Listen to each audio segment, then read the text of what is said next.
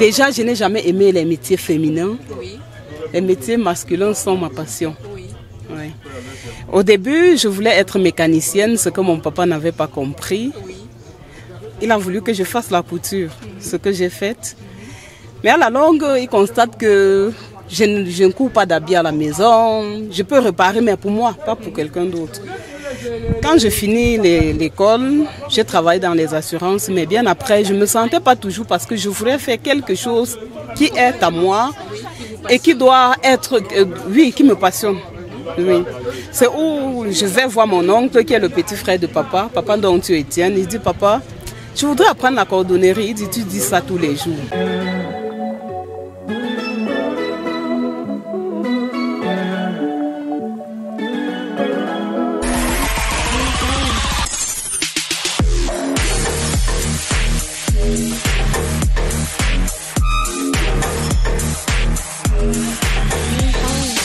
Salut à tous, bonjour et bienvenue sur Woman TV Talk Show, la télévision de la femme. Nous sommes aujourd'hui à Bafoussam, plus précisément au marché de Port à Casablanca, où nous allons à la rencontre de Madame Ernestine Lanty, une jeune femme entrepreneuse dynamique et innovante qui a créé son propre business de chaussures. Woman TV Talk Show est une télévision, est une chaîne qui a pour but de promouvoir l'entrepreneuriat féminin, qui a pour but de mettre en avant les femmes qui font bouger l'économie et la société. Allons à sa rencontre.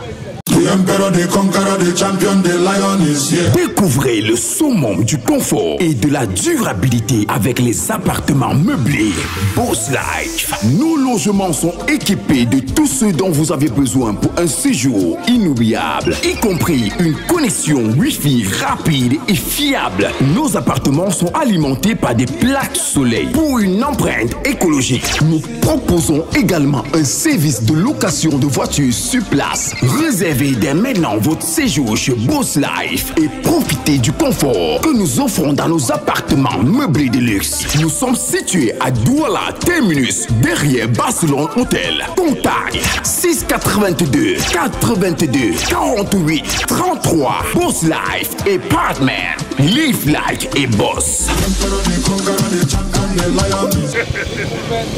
Et d'autres. Voilà, nous y sommes. Bonjour Madame Ernestine. Bonjour madame. Comment vous allez? Je vais bien. D'accord, ça c'est super. Est-ce que vous pouvez nous raconter votre parcours? Comment est-ce que vous avez fait pour choisir le business de couture de chaussures? Merci déjà de me demander à savoir comment j'ai pu choisir ce travail. Déjà, je n'ai jamais aimé les métiers féminins. Oui.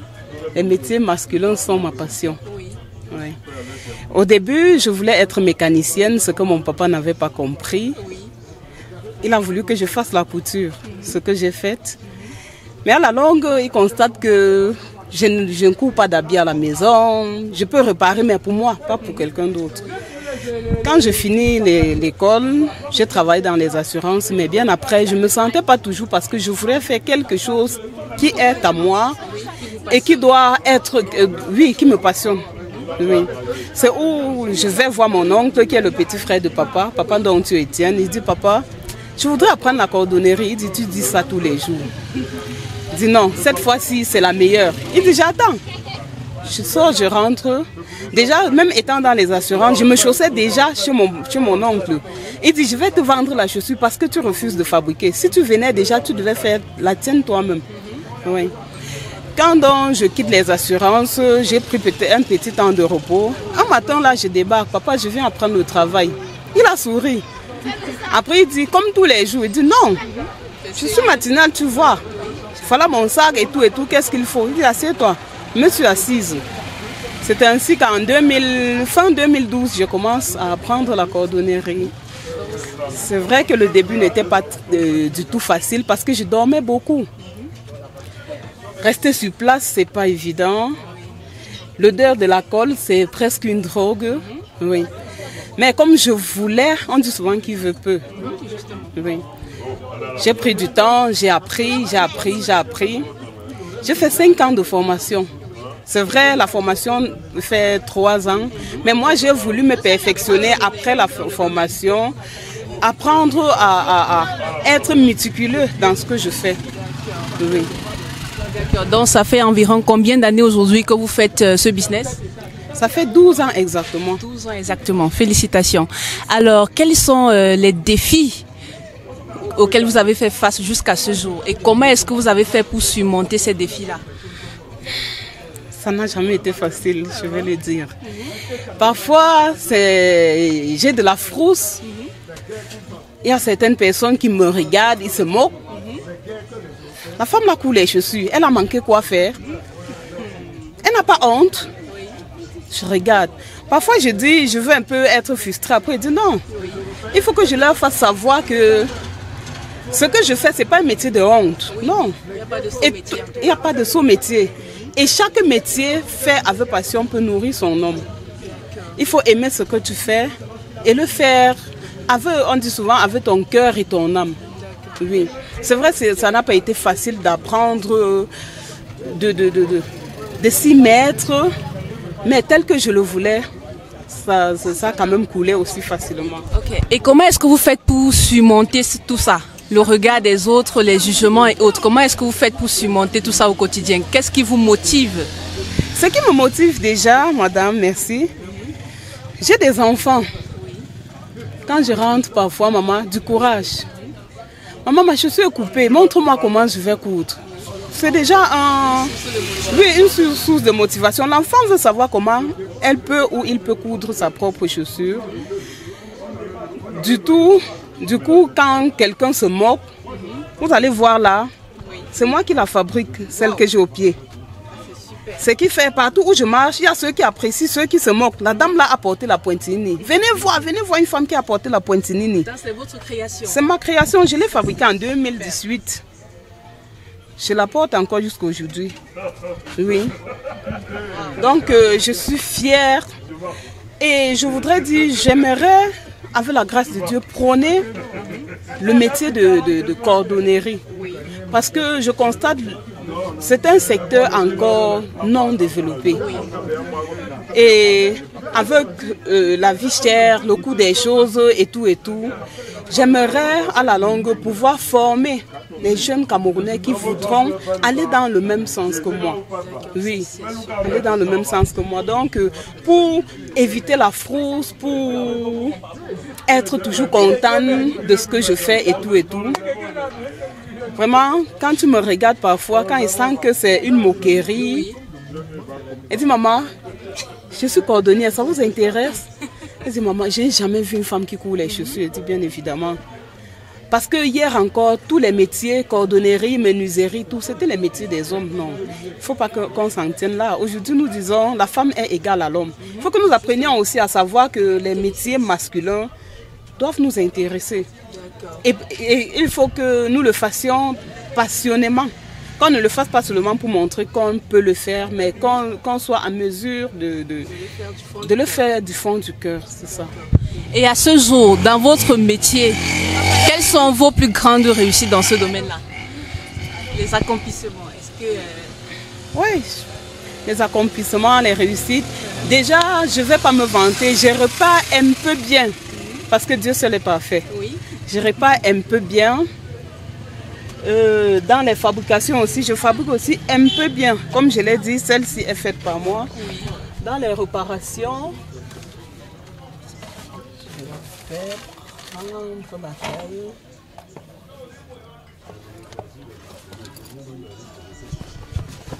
Oui. Là, vous pouvez voir comment c'est cousu à petits points. Donc, je prends du temps pour le faire. Parce que je sais, je souffre quand je travaille. Je tiens aussi compte qu'avant que quelqu'un ne vienne donner 5 francs, 10 francs pour réparer sa chaussure, il a souffert lui aussi pour avoir son 5 francs. Donc, du coup, je tiens compte de la souffrance de chacun et je fais aussi bien le travail. Pourquoi ne reviennent pas de moi se plaindre? Ça permet que ma publicité ne souffre de rien. L'autre arrive là, waouh, ta chaussure est décollée, va voir la femme qui est à casa, elle va ranger. Une femme, oui. Et je vais dire, vous avez demandé ce qui est ma plus grande passion. Pendant que nous parlions là, si quelqu'un réussit, pendant que nous sommes en train de parler, si quelqu'un passe là avec une chaussure qui est coupée, vraiment, je ne vais pas m'empêcher de vous laisser là d'abord récupérer, coudre, même s'il n'a pas d'argent. Parce que mon patron, mon papa dont tu Etienne, il nous a formés de telle manière que il ne faudrait pas que quelqu'un passe à côté de nous, cordonniers, et avance pieds nus. Non, parce qu'il n'a pas d'argent. Ça ne se fait pas. Oui, ça ne passe pas. Ça, c'est super. Quels sont vos projets à venir? Vous nous avez parlé de former les autres femmes. Est-ce que c'est ça qui est votre perspective, je veux dire? Là, je ne parle pas seulement de former seulement les femmes, mais toute personne, femmes, enfants, hommes. Au fait, quand je parle d'enfants, ce sont la tranche des jeunes qui veulent apprendre et tout et tout.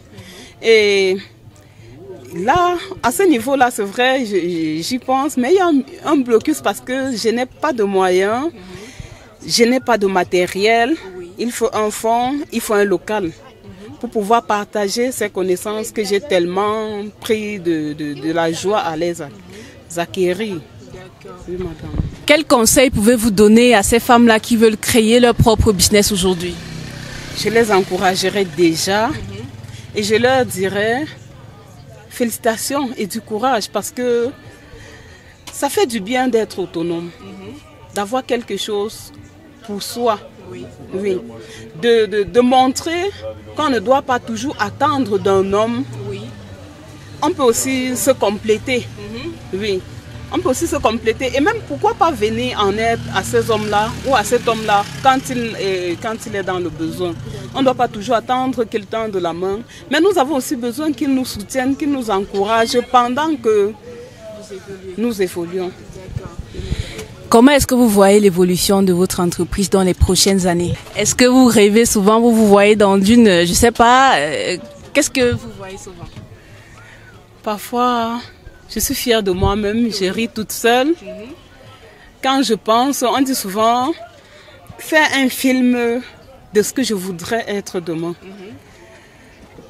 J'aimerais avoir une entreprise qui prône de l'excellence. Une entreprise où chacun serait fier de dire j'ai appris du travail à tel endroit. C'est pas à telle dame que je suis ce que je suis. Une entreprise où chacun pourra trouver facilement son pain quotidien. Oui. Merci Madame Ernestine pour votre expérience.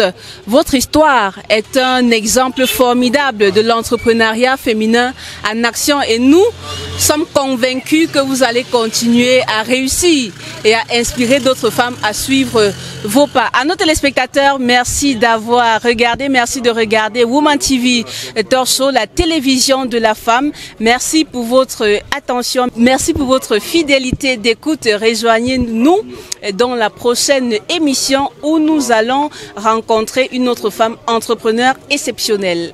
N'oubliez pas surtout de vous abonner à notre chaîne YouTube Woman TV Talk Show. N'oubliez pas de liker, commenter et surtout partager nos différents contenus. À très bientôt. Merci.